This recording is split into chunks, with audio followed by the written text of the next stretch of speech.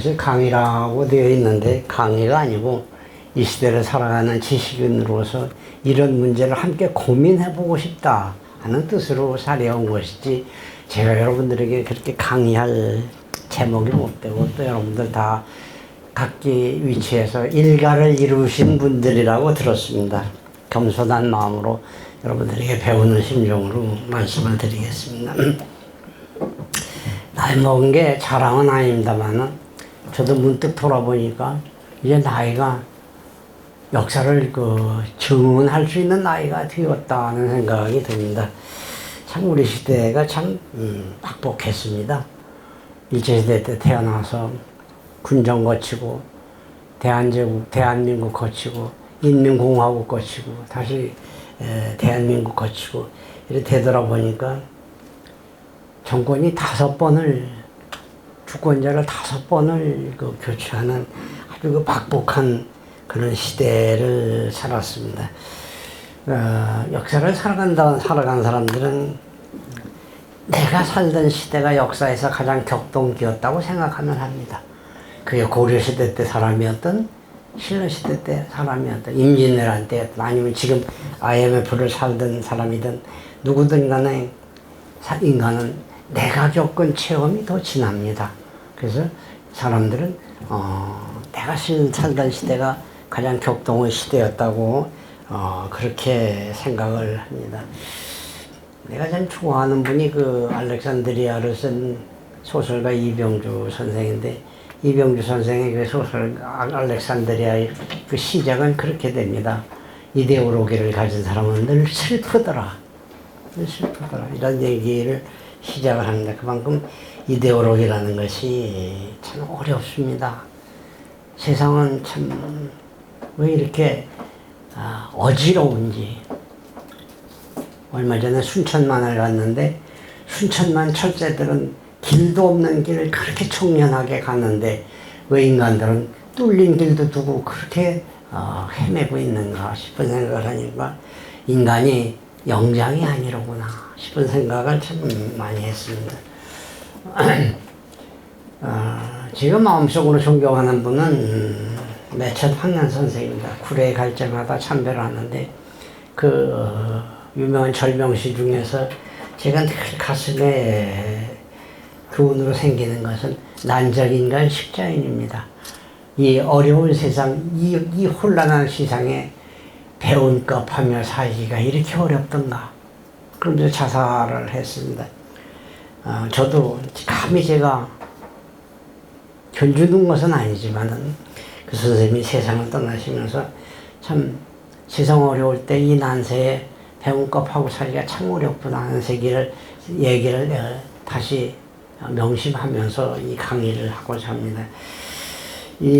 한국 사회에서 이념의 논쟁이라는 것은 결국 좌우파의 정권 교체와 무관하지 않았습니다. 우리는 48년부터 98년까지 그리고 몇 년의 우익 시대가 있었습니다. 이 우익 시대는 참 엄혹했습니다. 엄혹했고 좌익이 숨죽이며 살아야 했던 그런 시대가 있었습니다. 세계적으로 물론 독재도 있었고 강한 시대도 있었지만 대통령령으로 사람을 사형시켰던 시대가 세계 현대사에서 한국밖에 없습니다. 그것이 여러분들이 지난 시기가 돼서 잘 모르겠습니다만, 그게 소위 비상조치 9호라는 건데, 그 비상조치 9호는 대통령령이었습니다. 그것으로 사람이 이제 사형을 당하던 그런 시대에도 겪었습니다. 반면에 우리는 이런 참 정제되지 않은 좌파 시대를 겪었습니다.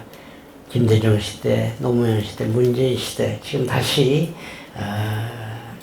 이재명의 시대를 삽니다. 나는 이 자리가 전부 우익이라고 생각하지도 않고, 이 자리에는 또 좌파적 생각을 가진 사람일 수도 있고, 어찌 생각하면 제 얘기를 들으면서 저게 아닌데 좀 속이 부글부글 끓을 수도 있는 그런 얘기들을 내가 여러분들에게 할 수도 있다는 점에 대해서 나는 여러분들에게 양해를 겁니다. 우리 시대는 참 암울했습니다. 우리 시대는 막스 웨버를 읽어야 되거든요. 막스 웨버를 읽어야 되는데 막스 웨버가 금서였습니다. 왜? 막스자 들어갔다고. 내 가장 가까운 친구는 음악을 좋아했는데 음악을 그 라흐마니노프를 그렇게 좋아했는데 어느 날 누가 대문을 두드리더래요. 그래서 왜 그러냐 그랬더니 중앙정보부에서 나왔는데 라흐마니노프는 금지곡인데 이걸 이렇게 큰 길가에서 들리도록 틀면 어떡하느냐. 그게 중앙정보부도 라흐마니노프를 이해할 정도로 그 시대는 참 수준도 높았습니다.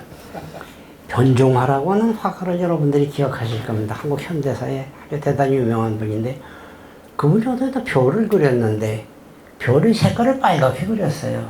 그러지 이제 너는 빨갱이라고 이문동에 잡혀가서 참 죽을 고생을 하다가 나와서 별이 빨갈 수도 있거든요.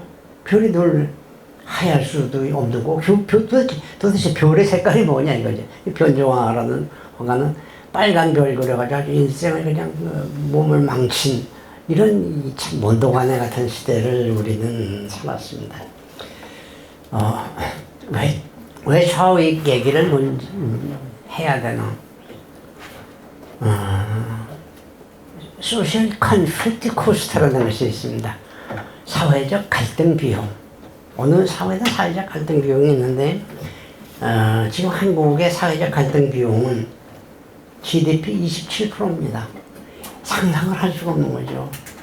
벌어봤자 4분의 1이 사회적 갈등 비용으로 나갑니다. 여기서 사회적 갈등 비용은 파업, 폐업, 공사지연, 시위, 님비가 특히 많습니다.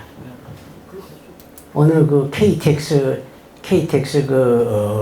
관통할 적에 어느 스님이 무슨 도롱뇽 죽는다고 데모해가지고 1년인가 1년 반을 그 KTX 지었는데 그때 그 지체 부담금이 2조였습니다. 2조. 근데 뚫었는데 도룡뇽은 안 죽었거든요. 이게 어떻게 되는 거냐 이거죠. 이렇게 참 어이없는 시대를 삽니다. 한국의 GDP는 대체로 1조 달러입니다. 1조 달러면 1,300억에서 1,400억 정도가 됐는데 여러분들이 이 득표를 보시면 삼성이 GDP 21%입니다. 현대가 11%, SK가 9%입니다. 27%의 우리 GDP의 총액이 소셜 컨플릭트 코스트로 지불된다고 한다면은 삼성과 SK가 번 돈이 헛돈이 되는 거죠. 삼성과 SK가 번 것이 그냥 데모 비용, 태업 비용, 파업 비용, 님비 비용으로 이렇게 나가고 있습니다. 저는 이것이 너무 안타까운 거죠. 한국이 어렵다 하는데 돈이 없는 게 아니에요. 돈이 없는 게 아니고 잘못 쓰여지고 있는 거죠. GDP 27%는 건 엄청납니다.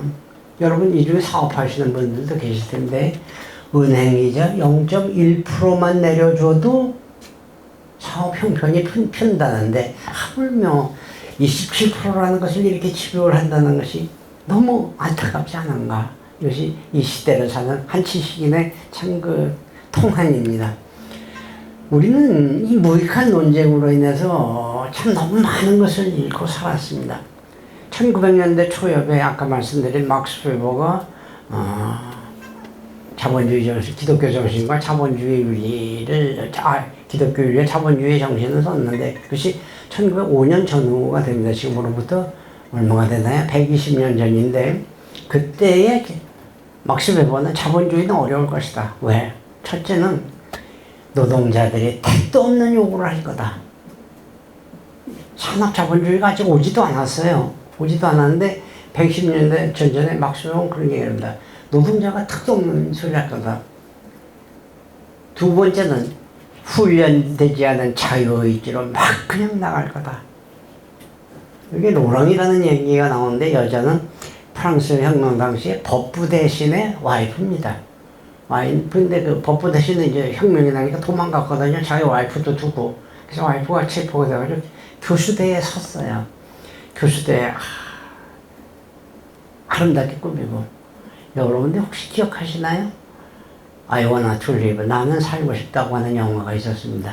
거기에 보면은 그 여자가 이어링하고 해트 쓰고 레이스단 옷 입고 그리고 교수대에 올라가죠. 그 교수대에 올라가서 잠깐 교수 그 처형제 잠깐 연필하고 종이 좀 구할 수 있냐?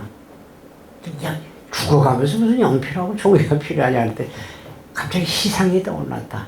그러니까 그 사은 교수대가 그 도보수지요. 도보수가 그냥 죽으라고 할 말 있으면 나한테 하라고 내가 전해준다고 그랬더니 그 마담 로랑이 그런 얘기를 합니다.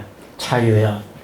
인간들은 너의 이름으로 얼마나 많은 자유를 유린했던가 이 말을 하고 이제 그 처형 담당자인데 그 말을 하고 죽습니다. 우리는 이 탐욕스러운 자본가들의 한계를 참 알 수가 없습니다. 참 한국은 우리가 사랑해야 되죠. 그런데 참 부패했고 한국의 지하 경제가 언더그라운드 이코노믹스라는 것은 untaxed income을 얘기합니다. 세금 물지 않은 세금. 한국의 세금 물지 않은 세금이 어느 정도 될까? 몇 퍼센트가 될까? 여기서 몇 퍼센트 될까? 피크 타임 때 45% 올라까지 올라갑니다. 한국 지하 경제 45%가 세금을 안 냅니다. 그러고 5만 원권이 지금 돌고 있잖아요. 한국은행에서 발행된 5만 원권이 사회에 유통되지 않고 재벌들 금고에 쟁여있는 액수가 총 발행고의 45%입니다. 은행 이자가 낮아지면 더 높아집니다. 이게 경제에 이제 뭐라 그러나 고지방채가 이제 걸리는 거죠. 그래가지고 이제 예를 들면 고혈압 현상이 이렇게 나타나는 거죠. 선생님 경제계시에 계셨으니까 아시겠습니다만 45%가 5만 원권이 재벌들의 금고 속에 돌아있다면 한국의 경제는 이거는 경제가 아닙니다. 이게 지금 우리의 현실이죠. 수많은 이념 계약과 어떤 그 경영권 분쟁. 중앙대학교에 김영모라는 교수가 있었는데 김영모 교수의 그 평생에 참 독특한 책 한 권이 한국의 재벌은 어떻게 망했는가. 근데 그 마지막 결론은 세계 경제의 어려움, 어떤 그런 것으로 망한 한국의 재벌 기업은 하나도 없대요. 왜 망했어? 본실 자식과 첩실 자식의 싸움, 형제의 난, 이것으로 망했답니다. 그리고 그때 최초로 망하기 시작한 것이 설경동. 그때 금성전기인가 우리나라 최초의 텔레비전을 만든 금성, 설경동. 그 다음에 망한 것이 로켓표. 그 다음에 망한 것이 진로. 이게 전부 형제의 난으로 망했습니다. 참 이런 것이 참 어렵습니다. 우리나라는 참 이게 사회정의, 경제정의라는 것만 좀 바로 잡혀지면은 조금 더 잘 살 수 있을 텐데. 근데 그 소망 같은 것이 저에게는 참 절절하게 남아 있습니다. 저는 우리나라에서 벌어지고 있는 이 좌회파, 좌우익의 무익한 경쟁, 아무 쓸모도 없이 오로지 나만을 위해서 살고자 하는 이 무익한 경쟁에 대한 이 시대의 한 지식인으로서 그 경종을 얘기하고 싶었습니다. 고전적으로 얘기한다면 좌파에 대한 고전적 해석은 우파는 부패하고 좌파는 분열한다. 그래서 망한다. 이게 이제 고전적인 해석인데, 이 정치학에서는 이 얘기가 이제 가치가 없어졌어요. 말이 안 돼요. 우파가 더 분열했고, 좌파가 분열한다. 좌파는 더 부패했어요. 좌파는 포르쉐 타고 다녀요. 결국 우리는 왼쪽 깜빡이 놓고 우회전하는 사람들이 너무 많았고, 오른쪽 깜빡이 놓고 좌회전하는 사람들이 참 우리 사회에는 많았지만, 좌우익이 등장하게 되는 배경을 보면은 프랑스 혁명 직전에 부르봉 왕가에서 시작이 됐습니다. 부르봉 왕가에서 그때는 이제 이렇게 막 한국처럼 의자 놓고 줄 서고 그런 게 아니라 그냥 막 그냥 랜덤으로 앉아 있었습니다. 근데 요번 안건에 찬성하는 사람 손 들으시오. 그러니까 세기가 참 어려웠어요. 여기도 앉았고 저기도 앉아있고. 그러니까 요번 안건에 찬성하는 사람은 오른쪽으로 앉으시고 반대하는 사람은 왼쪽으로 앉으시오. 이렇게 한 거예요. 거기서부터 좌판이 우판이 이런 얘기가 나왔고 나중에 선거를 했을 때 아예 그러면은 좌파들은 왼쪽에 처음부터 왼쪽에 자리에 앉고 우파들은 보수파들은 오른쪽에 자리하고 앉고 이래서 좌우파가 시작이 된 것입니다. 그것이 한국에 들어와서는 이제 좌익이니 우익이니 좀 더 이념을 진하게 칠한 그런 방향으로 한국에 와서는 그 의미가 변질되기 시작을 했습니다. 그런데 좌익을 구분하는 구분하는 근거는 뭘까? 결국 어느 방향으로 갈 거냐 하는 거죠. 좌파들은 개혁하자는 쪽으로 갈 것이고 그 개혁이 검찰개혁인지 경제개혁인지 하여튼 뭐 들쑤셔 놓는 그런 개혁으로 갈 것이고 보수는 개혁할 것이 없다 이렇게 생각을 하겠죠. 여러분들은 정월 초하룻날 섣달 금음날 정월 초하룻날 여행을 떠납니다. 무슨 여행을 떠납니까? 일출 보러 갑니다. 진보주의자들은 일출을 보러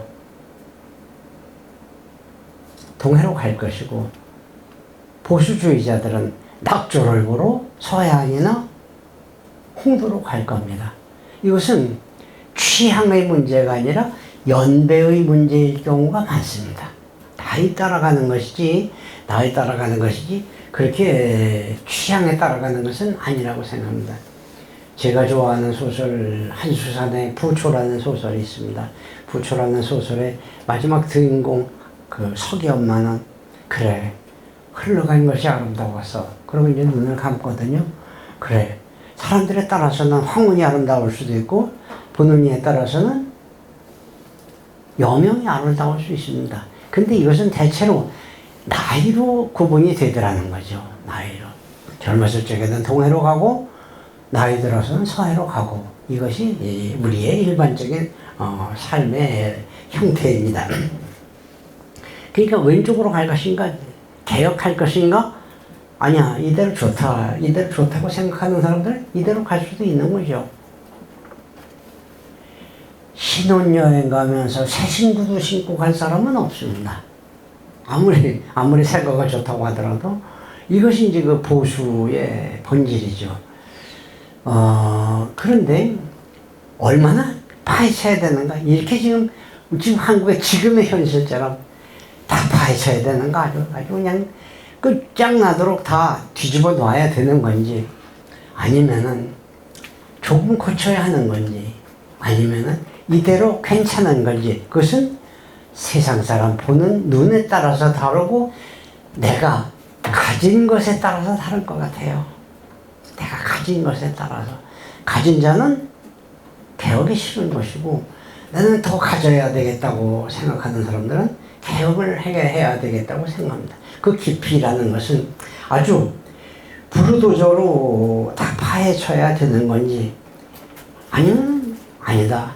우리 사회에서 앓고 있는 아주 소소한 그 비극적인 것들을 좀 고쳤으면 좋겠다 이렇게 생각할 수도 있습니다. 근데 여기 이제 보수의 함정이 있습니다. 못 고치겠다. 이대로 좋다. 이렇게 생각하는 사람들이 있다면은 무슨 문제가 있느냐면은 지금 AI가 이제 이렇게 퍼지는데 참 우린 숨가빠요. 우리는 광솔불에 공부를 했습니다. 1950년대 광솔불에 공부를 했고 볏짚을 엮어서 도롱이로 비를 가렸고 그렇게 살았습니다. 근데 지금 이 초고속도의 이 시대에서는 지금으로부터 50년 전까지 축적된 지식의 총량은 50년 이전 4,000년 동안에 발견된 지식의 총량과 같대요. 무슨 뜻인지 내가 설명을 충분히 했나요? 과거 50년 동안에 축적된 지식의 총량은 50년 이전 4,000년 동안에 축적된 지식의 총량과 같습니다. 그러면 우리는 수업이 바빠서 이 시대를 살 수가 없어요.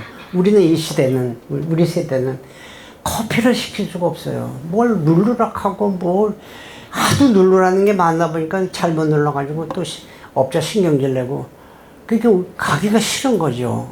그렇다고 카운터에 가서 나 이거 시키는 줄 모르니 커피 뭐 하나 주시면 그렇게 짜증내고 노인들을 박대하거든요. 이게 지금 우리의 현실입니다. 그러니까 이 개혁이라는 것이 그렇게 늘 행복한가? 한국은 과거 지금으로부터 60년 동안에 경제 성장이 5,000배 늘었습니다. 5,000배. 내가 어린 시절 살던 시절에 50년대 퍼스널 GNP가 57달러였습니다. 57달러. 생각을 해보세요. 57달러 가지고 살 수 있어. 하루도 못 살아, 지금 같으면. 우리는 그걸 1년을 가지고 살았다니까. 근데 지금 25,000달러입니다. 그럼 5,000배가 늘은 겁니다. 세계 경제는 대체로 600배 정도 늘었습니다. 세계 경제 성장률은 약 지난 60년 동안에 600배 정도 늘었는데 우리는 5,000배를 늘었으니까 나는 내 자식하고 얘기가 통하질 않아요. 그냥 내 자식하고 통하질 않고 그랬더니 그놈의 자식, 내 자식 놈 한다는 소리가 형제간에도 세대 차이가 있어요 그러더라고요. 형제간에도 세대 차이. 그랬더니 옆에 있는 놈이 한다는 소리가 쌍둥이도 세대 차이가 있어요. 쌍둥이 태어나봤자 3분 차이인데 거기도 세대 차이가 있다는 거죠. 이게 우리는 이런 시대를 살면서 참 현기증을 느낍니다. 현기증을 느끼고 때로는 문명이 불편한 거죠. 시문의 소설 7월의 바다에서라는 소설이 있습니다. 한 해변가에 오두막에 개딱지 집을 짓고 그 참개를 잡으며 살아가는 노부부의 삶의 모습을 보면서 어쩌면 이게 행복일지도 모른다는 그런 시문의 소설 7월의 바다가 있는데 참 그 소설이 그리워질 때가 참 많습니다. 그럼 얼마나 빠른 속도로 개혁을 해야 되는가? 진화하는 속도, 동물이 진화하는 속도 정도면 되겠는가? 이것은 작은 부품 정도 가는 게 되겠죠. 자동차로 얘기한다면. 아니면은 부분 쪽으로 손을 봐야 된다. 아니야, 이건 좀 갈아야 돼. 시트도 좀 갈아야 되겠어. 와이퍼 정도 가는 게 아니라 시트 정도 갈아야 되겠어. 이렇게 됐으면 무슨 개선이 되는 거죠. 아니야, 이거는 타이어 정도. 와이드 폭과 광폭 타이어 정도를 갈아야 되겠어. 그렇게 된다면 이건 혁신이 되는 거죠. 아니야, 폐차해야 되겠어.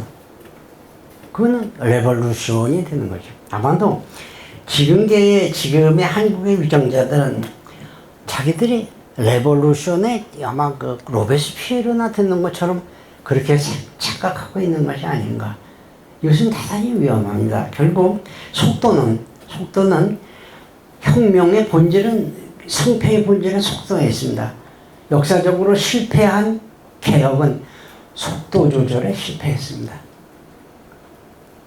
개혁의 방향이라든가 개혁의 정도라든가 그것 때문에 실패한 사람은 그것 때문에 실패한 개혁가는 없습니다. All or nothing, now or nothing, 오늘 아니면 안 돼 하는 그런 식의 나 임기 동안에 다 뜯어볼 거야 하는 식으로, 이런 식으로 속도 조절에 실패를 하는 것이 개혁의 생명입니다.